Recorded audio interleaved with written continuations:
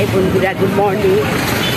আজকে আমি এমন একটা জায়গায় নিয়ে যাবো যেটা সবার খুব ভালো লাগবে। একটা খুব প্রসিদ্ধ জায়গা, হিস্টোরিক্যাল।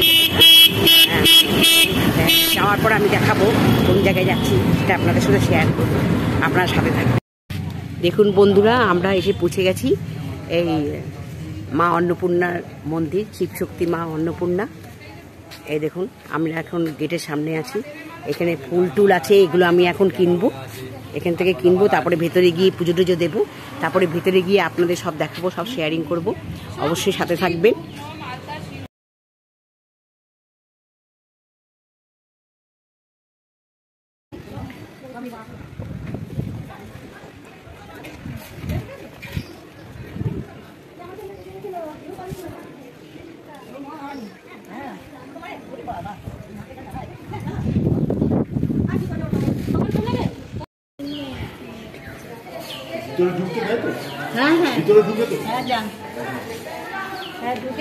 এটা মা অন্নপূর্ণা, এটা দেখাচ্ছি আপনাদেরকে। মা অন্নপূর্ণা অনেক রানী রাসমণির মেয়ে জগদম্বা এটার প্রতিষ্ঠা করেছে, এবার রামকৃষ্ণ পরমহংসদেব স্বয়ং ইনি প্রাণ প্রতিষ্ঠা করেছেন।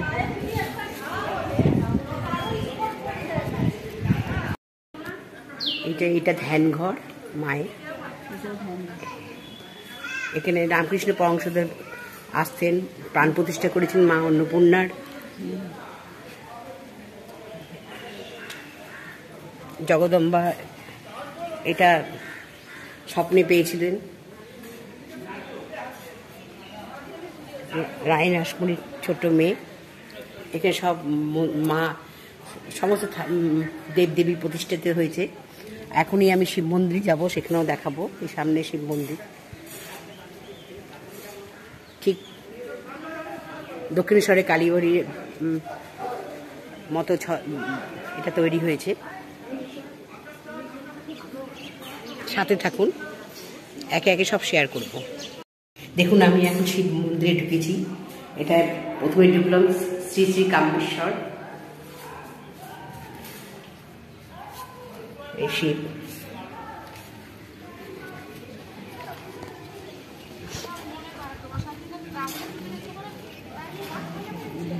এটা শ্রী শ্রী কিন্নরেশ্বর। এটা এই দেখুন, রানী রাসমণির ঘাটে আমরা এলাম। এটা রানী রাসমণির ঘাটে আমি এসে পৌঁছালাম। দেখুন, আপনাদের কাছে সব শেয়ার করছি। এই যে ঘাটের এন্ট্রেন্সটা, এটা এন্ট্রেন্স। এই যে রানী রাসমণির ঘাটে আমি ঢুকছি এখন। এই যে খুব সুন্দর। আমি এখন এগিয়ে যাচ্ছি।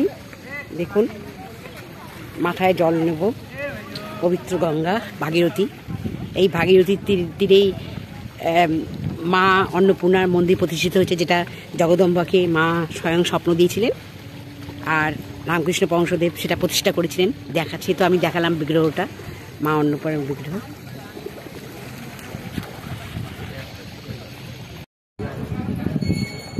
দেখুন বন্ধুরা, এবার আমি জগদম্বার ছবিটা আপনাদের কাছে শেয়ার করছি। রানী রাসমণির ছোট মেয়ে জগদম্বা, ইনি স্বপ্নে দেখেছিলেন মা অন্নপূর্ণার, এবং এখানেই তাই সেই অন্নপূর্ণা মন্দির প্রতিষ্ঠিত হয়েছে। এই জগদম্বার ছবি।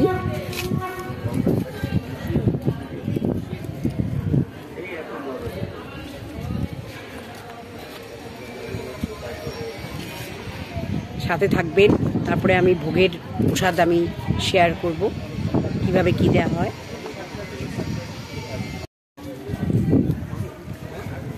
এখানে এই লেখাগুলো আপনাদের কাছে শেয়ার করছি। অনেক বড় বড় সমস্ত উপদেশ আছে, দেখুন।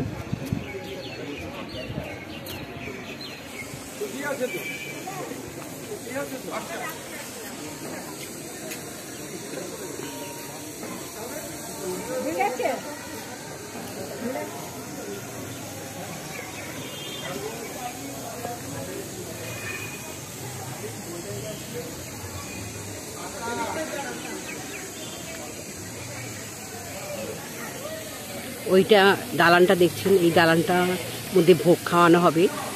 ওখানেই আমরা ভোগের প্রসাদের টিকিট কেটেছিলাম। ভোগ খাওয়ার সময় আপনাদেরকে আবার সব শেয়ার করব, সাথে থাকবে।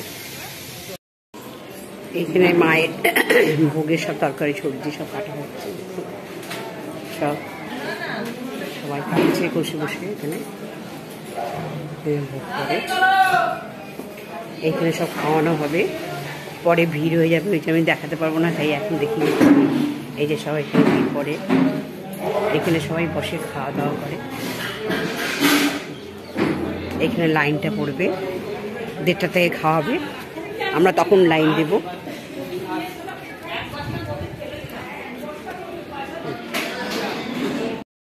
এই যে এখানে ভোগের লাইন পড়েছে, দেখুন আপনারা কত বড় ভোগের লাইন, অনেক বড় ভোগের লাইন। আজকে শনিবার, তাই জন্য লাইনটা অনেক বড়। একটু পরে সব ভোগ আসবে, আপনাদেরকে শেয়ার করলাম, পাশে থাকুন।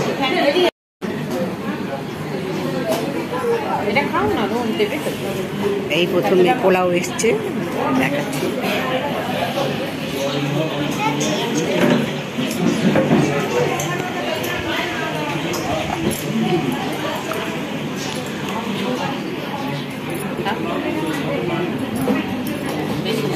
এরকম একে এক সব প্রসাদ আসবে, সেটা একটু শেয়ার করলাম। এটা ঠাকুরের আসল ভোগ, তাই শেয়ার করলাম। হ্যাঁ, এইবার দেখুন আমরা খেয়ে এলাম, তারপরে লাইনটা পড়েছে।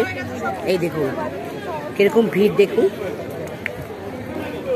পরের লাইনটা পড়েছে।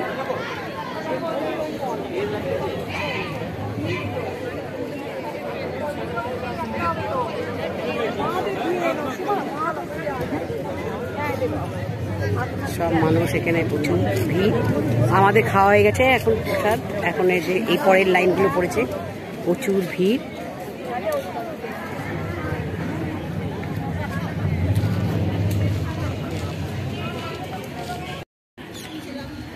মোটামুটি এখন ভোগ খাওয়া হয়ে গেছে, সব কিছুই হয়ে গেছে, আমাদের এখন যাওয়ার পাল্লা। আপনাদের ভিডিওটা যদি ভালো লাগে অবশ্যই কমেন্ট করে জানাবেন, শেয়ার করবেন। খুব ভালো থাকুন, সুস্থ থাকুন। এই যে আমরা এখন রানী রাসমণি ফেরিঘাটে এসেছি, দারুণ লাগছে, কি সুন্দর দৃশ্য। এটা রানী রাসমণি ফেরিঘাট। এখান থেকে আমরা শ্রীরামপুরে যাচ্ছি, মানে বল্লভপুর ঘাট। এটা পেরোলেই বল্লভপুর ঘাট। এখানে আমার শ্রীরামপুর একদমই কাছে, আমার ওখান থেকে আমি অটো করে চলে যাব। দেখুন আমি এখন চলে যাচ্ছি। এই যে আমার গঙ্গার পাড়ে কি সুন্দর ফেরিঘাট।